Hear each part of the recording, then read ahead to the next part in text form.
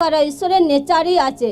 কোনো ব্যক্তি যদি পবিত্র জীবন না কাটায় ঈশ্বরকে জানার সত্ত্বেও, কোনো ব্যক্তি যদি ঈশ্বরকে জানার পরে টেস্টিমনি দেখছে, সে টেস্টিমনি কথা না বলে, ঈশ্বরের কথা সুসমাচার না দেয়, তো সেই ব্যক্তি জীবনে ব্লেসিং ডোর কিভাবে রাস্তা ওপেন হবে?